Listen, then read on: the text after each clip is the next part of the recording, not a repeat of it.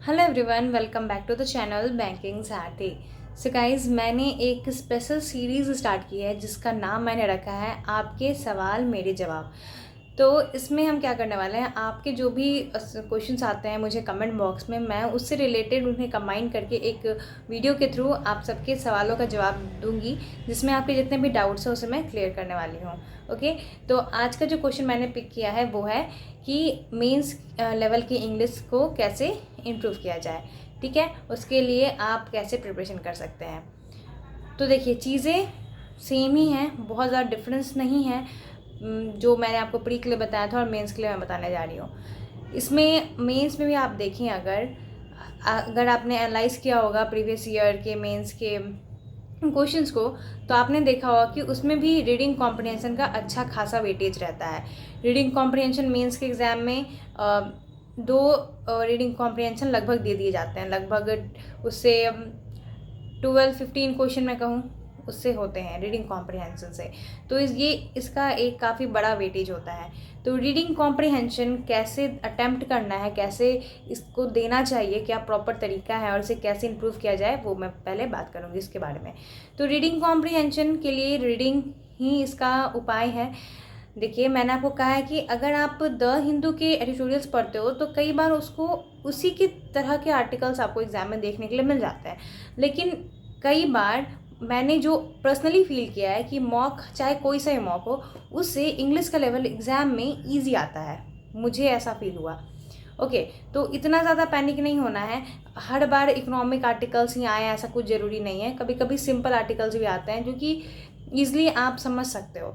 तो आपको क्या करना है, अगर आप न्यूज़पेपर रीडिंग कर पा रहे हो अच्छी तरह से तो बहुत अच्छी बात है, लेकिन अगर स्टार्टिंग में आपको न्यूज़पेपर रीडिंग नहीं हो पा रही है, उसे समझने में ज़्यादा प्रॉब्लम हो रही है, तो मैंने आपको ये भी बोला था कि आप जो एडिटोरियल की क्लासेस होती हैं उसे देखिए, उसके बाद न्यूज़पेपर रीड कीजिए, ताकि शुरू में आप जब टीचर्स पढ़ाएंगे आप उनसे समझ कर तब पढ़ोगे तो आपको एक सपोर्ट मिल जाता है, हेल्प मिल जाता है। स्टार्टिंग के कुछ दिन आप ऐसे कीजिए, उसके बाद आप खुद से पढ़ने लगिए। लेकिन इसमें भी अगर आपको दिक्कत आ रही है तो आप एक और चीज़ कर सकते हो कि जो ईजी, थोड़े रिलेटिवली ईजी न्यूज़पेपर्स हैं जिसकी लैंग्वेज थोड़ी ईजी है, आप वो ट्राई कर सकते हैं, या बुक्स वगैरह को ट्राई कर सकते हैं। तो इस तरह से आप रीडिंग कीजिए, और ये आपकी ना सिर्फ रीडिंग स्किल्स बढ़ाती हैं, आप जल्दी जल्दी रीड कर पाते हो, और आपकी समझने की स्किल भी बढ़ाती है। और जब भी आप रीडिंग करें तो आपका ध्यान ही होना चाहिए कि आप चीज़ों को समझ रहे हो, ये नहीं कि सिर्फ जल्दी जल्दी रीड कर रहे हैं, समझते हुए आपको करना है। ओके, और अटैम्प्ट किस तरह से करेंगे, सबसे पहले क्या कीजिए, एक बार क्वेश्चंस पे नज़र घुमा लीजिए, एक बार क्वेश्चन आप सारे रीड कर लीजिए। उसमें कई बार हमें कुछ कुछ ऐसे दिख जाते हैं सिनोनिम एंटोनिम जो हमें पता होते हैं, तो आप उसको उसी टाइम अटैम्प्ट कर लीजिए। ओके, और क्वेश्चन पहले रीड करने से क्या होता है, क्वेश्चन आपने रीड कर लिया, उसके बाद आप पैराग्राफ को, कॉम्प्रिहेंशन को रीड कर रहे हो, तो अगर आपको उस क्वेश्चन का पढ़ा पढ़ा वर्ड मिलेगा तो आप उसी टाइम उसका आंसर कर लोगे। नहीं तो क्या होता है कि हम पूरा कॉम्प्रिहेंशन पढ़ लेते हैं, उसके बाद क्वेश्चन पे जाते हैं तो हम भूल जाते हैं कि ये वाला क्वेश्चन का पॉइंट हमने कहाँ पढ़ा था। उससे क्या होता है, ज़्यादा टाइम वेस्ट होता है और ज़्यादा समय लग जाता है। तो ये चीज़ आप अप्लाई करके देखें। तो ये बात हो गई रीडिंग कॉम्प्रिहेंशन की। और क्या क्या क्वेश्चंस आते हैं, और आता है आपका क्लोज टेस्ट, जिसमें आपको फिल इन द ब्लैंक्स रहता है और आपको ऑप्शंस दिए गए रहते हैं, आपको उसके अकॉर्डिंग फिल करना होता है। तो इसमें सबसे मतलब मेजर रोल आता है वोकैब का। जितना अच्छा आपका वोकैब रहेगा आप उसको उतना अच्छे से कर पाओगे। तो इसका यही उपाय, आपको डेली बेसिस पे वोकैबलरीज लर्न करनी है। इसके बहुत सारे सोर्सेज हैं, द वोकैब शो भी मेरा जो डेली वीडियोज आते हैं आप वो भी देख सकते हो, उसकी अच्छे से रिवीजन कर सकते हो, आपको बहुत सारे वर्ड्स वहाँ से मिलेंगे। और जो डेली एडिटोरियल आप पढ़ते हो उसमें से वोकैब आप उठा सकते हो फिर, लेकिन उसकी प्रॉपर डिवीज़न ज़रूरी है। और मैं ट्रिक से जो आपको याद करवाती हूँ उससे आई थिंक अगर आपको वो हेल्प कर पाए तो आप काफ़ी रिटेन कर पाओगे उसको।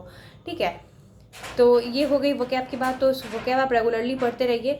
फिर नेक्स्ट आ जाता है आपका एक सेंटेंस रीअरेंजमेंट आ जाता है। तो उसमें आपको थोड़ा डॉट्स कनेक्ट करके चलना पड़ेगा। उसमें कई बार आपको थोड़ा टफ अगर लगे कि आप नहीं कनेक्ट कर पा रहे हो तो प्लीज़ उसमें अटेम्प्ट उस केस में मत कीजिए। अगर आपको कनेक्टिंग नहीं लग रहा है तो उस केस में उसे अटेम्प्ट मत कीजिए, क्योंकि वो एक बार में आपके 5 क्वेश्चन समझिए आपके रॉन्ग हो जाते हैं उससे, और नेगेटिव मार्किंग अगर लगा दें तो काफ़ी मार्क्स आपका उसमें बर्बाद हो जाता है, और एक अगर मतलब पूरा नेगेटिव हो जाता है।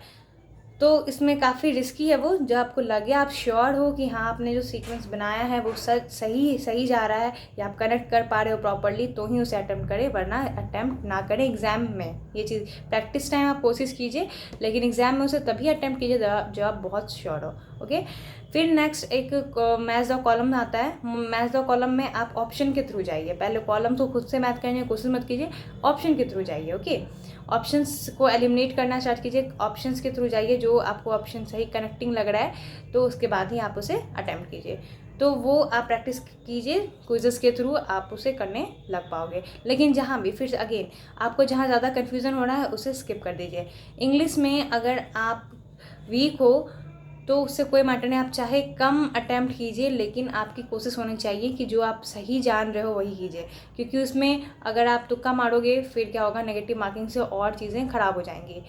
और एक चीज़, आई थिंक मैंने सभी टॉपिक कवर कर लिए जो जो इंग्लिश में पूछे जाते हैं। फिर हाँ, फिर ग्रामर या एरर डिटेक्शन। तो एरर डिटेक्शन जो है वो तो ग्रामर के रूल से ही सही होगा, और तो मैंने आपको इसके लिए बताया कि आप 120 rules of grammar Nimisha ma'am से पढ़ सकते हो।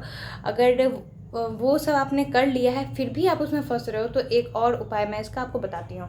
आप क्या कीजिए, मॉक टेस्ट जो आप देते हो उसमें जो भी आपको ग्रामर के रूल्स दिखते हैं, जो भी एरर जब आप बनाते हो उसमें जो भी आपको एरर दिखते हैं, वो आप अपने एक नोटबुक में नोट करते हैं कि आपने कौन सा एरर सीखा। रेगुलरली जब आप इसे नोट करना स्टार्ट करोगे, रिवाइज करना स्टार्ट करोगे, तो बहुत सारे ग्रामर रूल जो कॉमनली एग्जाम में पूछे जाते हैं वो उसकी आपकी एक लिस्ट तैयार हो जाएगी, और आप उस तरह की जब एरर फिर से आएगी तो उसमें आप कभी मिस्टेक नहीं कीजिएगा। तो ये चीज़ें आप स्टार्ट कर दीजिए, आपको इम्प्रूवमेंट ज़रूर दिखाई देगा जो भी चीज़ मैंने कही हैं। तो ग्रामर के लिए आप ये चीज़ कर सकते हो, इसे पक्का ध्यान रखें। ये प्रैक्टिकल चीज़ें हैं जो मैंने अप्लाई की और मुझे हेल्प किया, और मैंने कुछ लोगों को सजेस्ट भी किया, उनका भी इम्प्रूवमेंट इसमें हुआ है। लास्ट में कहना चाहूँगी कि इंग्लिश में कई बार हम क्या करते हैं ना, दूसरे से कंपेयर करने लग जाते हैं। ये देखिए लैंग्वेज है, इस पर आपका थोड़ा बैकग्राउंड का भी असर पड़ता है कि आपकी पहले से इंग्लिश में आप कितने अच्छे हो। कुछ लोगों का कॉम्प्रिहेंशन स्किल पहले से अच्छा होता है, या पहले से वो इंग्लिश मीडियम से हैं तो अच्छे से कॉम्प्रिहेंड कर पाते हैं और जल्दी सीख जाते हैं।